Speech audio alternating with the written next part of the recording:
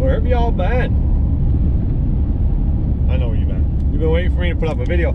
I know. I know.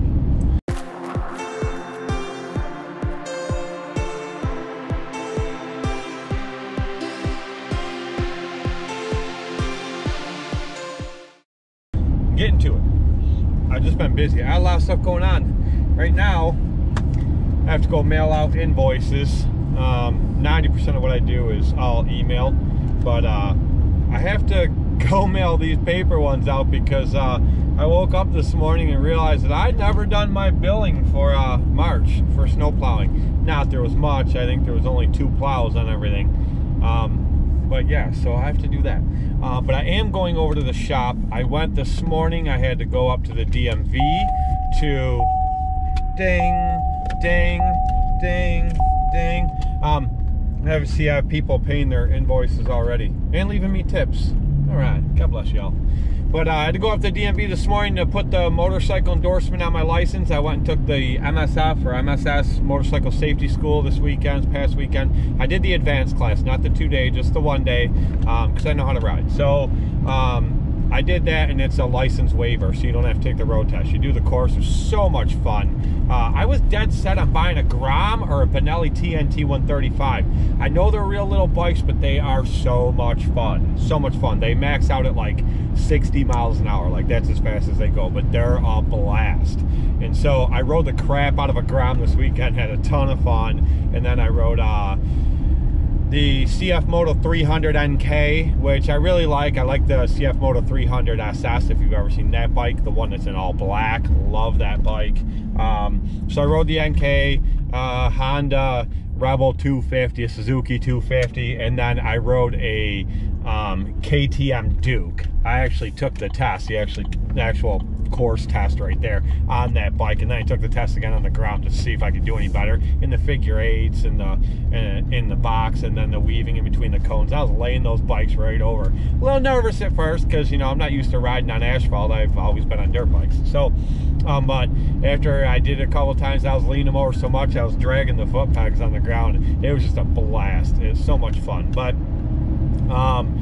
so yeah, I don't know what bike I want now, but anyway, I've rattled on enough. So I went and did that this morning, went home, cooked breakfast, did my billing, and then I had to go and get some heavy duty degreaser because I have some mowers that need cleaned up, and I have one in particular I'd like to show y'all.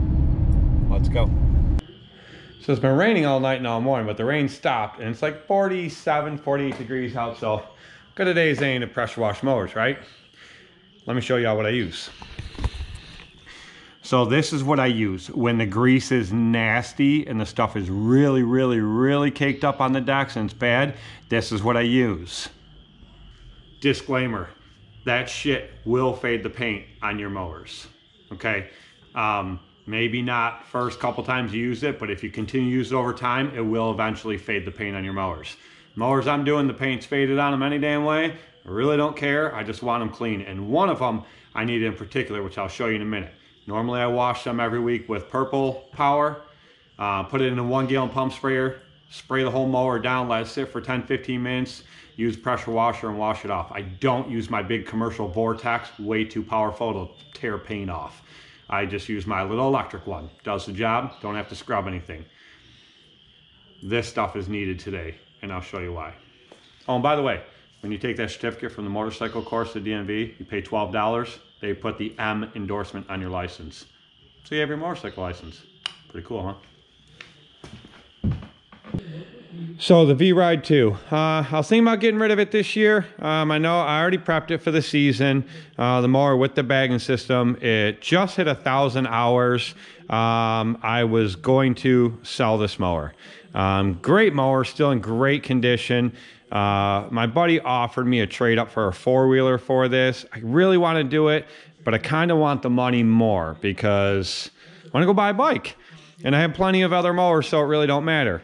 So I'm gonna decide what I'm gonna do. Yeah, if somebody makes me a good offer on this, they gotta be $5,000 or above. So I'd like to get $5,500 for it, somewhere in that area. But if somebody brought me $5,000 cash, I'd let that mower go. This obviously only has 200 hours on it. Just bought that one at the end of the season, but that one's dirty as hell, needs washed. This here, this came off another mower. Let's talk about that one. What the hell is that? All right, so for all you crazy suckers that have been up my butt forever telling me to buy a 61-inch mower, I'll do you one better. How about a 72 ZK? Yep, it's not the dual wheel, it's a single wheel, but you can put the dual wheel kit on this. It has a 29 horse Kohler EFI, and all the newer ones come with 37 Briggs, but I bought a 72. Why did I buy a 72? To be honest with you, I really don't know. But it was a good deal, so I think, so far. It does have, where are we at? 1,944 hours on it. It's almost 2,000 hours. Do I normally buy a mower with this many hours? Hell no. Absolutely not. But I bought it off a guy I know who I've always been under the impression he is phenomenal about his maintenance. Like, he has a lot of Wright standards, a lot of ZKs, and he is like really, really on top of everything. But in every great adventure, there's always that one piece of equipment that gets missed. And I think this was the one. Let me explain. Okay, so this ZK, it runs great. I drove it all around at his shop and then drove it up onto my trailer, took it off trailer, drove it in here, drove it around a little bit here, drove perfectly fine. Here's my concern. For one thing, he had the advanced chute. You know that had to go. So I just got this thing last week. It already has a full power chute on it. If you guys watch the other video where I converted them over to rubber flaps, I just haven't done it with this yet. Has the power chute on it, good to go. Here's my problem. You see this crap all over the deck? You know where all that came from? I had to pull that back panel off of there to get, so I could wire in my foot pedal for the power chute and to wire everything in. Upon pulling that off and the squirrel nest that was in there, which happens, grass gets in there, things happen, no big deal. But I found a ton of chunked up grease and oil, right? So I started looking around, and this is the part that concerned me. Let me see how well I can get y'all in here. You see all of that? There's lines in it because I've already spent 45 minutes in here with a blowgun blowing it all out. Everything in here is packed with hydro gear oil. Everything. I mean, it's chunked in there. Bad. Probably the worst I've ever seen. You guys know I've bought some doozies in the past as projects. This thing was completely roached, right? So, let me get a flashlight. Okay. You see it better now? I mean, it was bad. Like, there wasn't even really a gap in between this fan housing and the top of the hydro motor. It was packed in there. The fans packed. Just everywhere. Then you get down here and you see it's packed in there all over. Down inside here in the grooves, it still looks a little bit wet in there. If you can tell, it was packed in there. There was really no gap in between the platform and that mount down there. It was packed in that tight, both sides. So the first thing I did is checked the two hydro filters, right? I lightly tapped with my finger and I could spin them both right off. They spin off super easy. So they were loose, which would tell me a lot of hydro fluid would leak out. It's still wet down there on both sides. Tells me fresh hydro fluid would leak out. But that doesn't explain why all of this is up here, okay? Now, with the machine running and the fans going, could some of it blow up here? Yes, absolutely. This much? Absolutely not. So, first thing it is, went to the reservoirs. You can see the full cold line right there. I'm trying not to get glare. So it says full cold, the line's right there. This was completely empty. This was completely empty. So I filled this up to the line, which it's still at right now. I don't know if you can see that. And I filled this one up to the line. That was 2 days ago. I haven't been back here since. This one is now empty again. So that drained right down. So I'm going to top that off again. I'm going to run it a little bit, let it go down again. That's why I bought this big heavy duty degreaser. I am going to spray the crap out of everything in here, and then I'm going to lightly hit it with the pressure washer from a distance back so I don't do any damage to anything. I'm going to look for leaks. And hopefully I don't find anything major, because that would really suck. So I can't find a leak if I can't get rid of all this grease and figure out where the leak's coming from. There has to be a leak in here somewhere. I don't know where, but it's not any more on one side than the other. It's pretty consistent throughout. So we're going to see what happens. Maybe one of these is just leaking down. I don't really think so. This side actually has more grease on the lines coming down than this side does. It's a lot more dry. So maybe this was leaking down. But this one definitely drained right down when that one didn't. I don't see any fresh oil. There's none on the ground under the machine, nothing like that. So maybe from the filters being loose, it just leaked out on both sides. And so now when I filled that up, it went down. We'll see what happens. But I'm going to top this one off. And we're going to pull it outside and we're going to spray it down.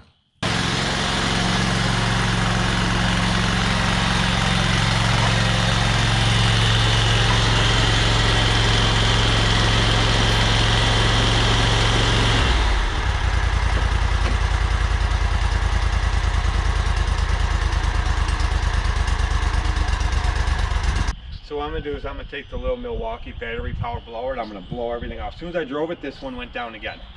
So I'm going to take the Milwaukee battery blower and blow all the loose stuff off that I can everywhere, all the way around, drop that deck down. I'm going to mist it real quick with the little electric pressure washer, and I'll show you how I spray it with the degreaser. I have that degreaser in this 1.5 gallon pump sprayer. This is how I wash my mowers. A lot of you guys already know this. This is how I wash my mowers every week. Last year, they didn't get done that much. We are way too busy. But this is how I normally wash them every week with regular purple power. Pump it up, and then you spray them. That way you get an even spray over everything. You're not wasting a ton of the product, just getting a nice even spray. And you literally are degreasing everything. Gets rid of all that built up grass on there, usually.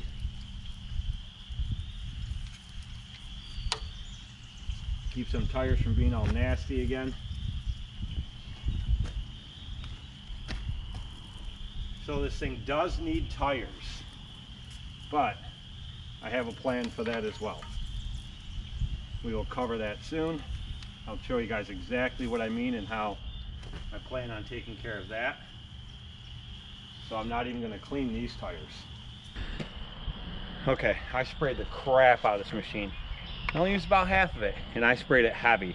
That's how good it is to use one of these, because you get great coverage with it, and you don't use nearly as much as if you did it some other way.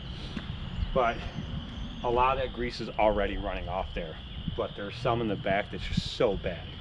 So I'm gonna let this soak for a good 15-20 minutes.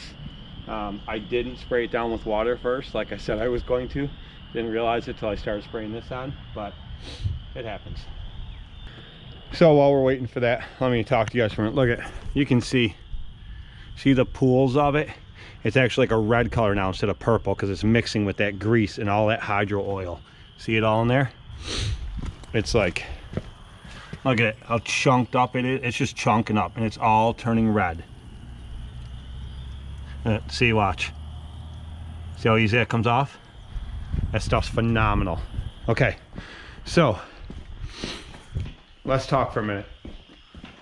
So I'm sure you guys want some details on this mower, but let me show you something real quick first. So when I bought the Windstorm, it came with these really wide tires on it. They're really good tires. They'd be phenomenal on a mower. They suck on the Windstorm. That, you guys know I love my Windstorm. I'll never get rid of it. But it's just the most unbalanced machine you could ever ride. For what it is, they should have balanced it completely different. But anyway, so it works way better with the original V-Ride 2 tires on it. The thinner tires works way better. So here's the original Windstorm tires, right? Big honking suckers. Well, it turns out these are the exact same size tires as on that ZK. And that ZK, the tire on the right's like brand new. The one on the left is completely bald. And every single one of his mowers are like that. And he says, you know, turning, trimming, going around stuff, we do that all year round. We don't have that. I know what that's from. What his guys are doing, and he might not know it, but what his guys are doing is they're constantly blowing 360s. They're turning completely around, and they're doing it on blacktop or concrete or stone a lot. That's what's wearing down just that one tire bad enough that that thing's bald, and the one on the right-hand side is brand new. All of his mowers are like that. That's what they're doing. That's the only way that's going to happen. That tire is not going to wear down bald by turning in grass, and it's from doing complete whip arounds too instead of 3-point turns. But that's why that tire's bald. So anyway, I was gonna buy new tires, and I'm like, you know what, this tread pattern is actually better than the tread pattern that's on there. So, and these are brand new. So what I'm going to do, because these will never go back on the V-Rod or back on the Windstorm, I'm going to also degrease the center of these. I'm going to shoot them with primer, and I'm gonna hit them with black paint so they're not orange on a yellow mower, and these will go on that mower. If I find out there's nothing majorly wrong with it and I can actually run it this year. So since we're only a couple weeks away from mowing, a lot of guys in my area, they're like a month away. They wait till last minute to where it's 7-8 inches tall, and they have hay fields to deal with. We don't. But I'm going to put it on this mower. Actually, these tires are a little bit, they say they're the same size, but it's a different brand. So the ones I have are actually a little bit wider than these, which will be better yet. So that's what's going on there. Sweat my butt off doing that. But it's got to like 52 out there, and it's muggy. So it's nice. I can deal with it. I'd much rather have that than the cold and the snow. But so where are we at in this? All right, I'll bring you guys back. I'm not going to show you the whole thing, pressure wash and everything else. I'll bring you guys back after it's done, show you what it looks like in the end, and I'll either let you know in this one or update you in another one what I find with it, because this video is already getting too long. But so what I paid for it, I paid $5,000 for it. $5,000 cash for that mower. I got the power chute, put that on. I have to put those tires on it, and it needs all the deck casters replaced, all the caster wheels, they're all shot. He did give me 2 sets of blades plus the set that's on there, so 3 sets of blades. He gave me a brand new deck belt and a brand new drive belt, so that's good. Those are really expensive. All around, I think I got a smoking deal on this mower. Oh, the engine only has 900 hours on it. The engine was replaced. Factory dealership replaced because there was an issue with the last engine. So even though there's 1,900 hours in that machine, there's only 900 on that engine. It was replaced. So, and like I said, it's a 29 horse Kohler EFI. I'd like to have a bigger engine on a 72-inch deck, but whatever. I watch a ton of reviews and guys say they're great. They don't have an issue, you know, if you're not trying to take down a 3-foot field, which I wouldn't do with that mower anyway. But so I don't know. All in all, everything I got for it, as long as there's no major hydro issues, then I'd say I got a smoking deal. Hydro, the pumps on that thing are like $700 a piece. The hydro, the wheel motors, I think are right around $800 a piece, I found, and stuff just goes from there. So hopefully there's no major issues. If there is a leak, maybe it's just a line or something, no big deal. But the problem is that stuff needs to get cleaned out of there. That will kill grass like that. I've seen it happen a couple times over the years with the mowers, but if you guys remember last year, I think in August or beginning of September, when Billy blew that hydro line on the V-Ride 2 in my customer's backyard, that grass, we went and picked up plow markers, that grass is still dead right now from where it leaked hydro fluid out. It will kill grass like that. So I cannot mow a property with all that on there. Any of them chunks of that grease drops off, it'll kill the grass. So we'll get this cleaned up, we'll find out where we're at. I'll bring you guys back when it's clean. Say hi, Billy. He's wearing his Chucky Friends Till the End hoodie. So the deck's a lot cleaner than it was. Got a lot of that nasty chunked up stuff out of there. You couldn't even see like frame parts where one part stopped, another one started. It was just so chunked up. Got as much of it out of there as I could. There still needs a little more out of there. This looks 100 times better. There's still a lot of grease in there, but you can actually see the pumps now. It was bad all the way up through, but now this one's empty again. Have to put more in there, and then once it dries, there's still some way up in there that needs cleaned. It's gonna have to be hit again, but I got it out of all the main component areas. That needs to go back down. All the main component areas, so then I can see if there's a leak. So now what I gotta do is let it dry, and then we will go from there. Gotta wash these now.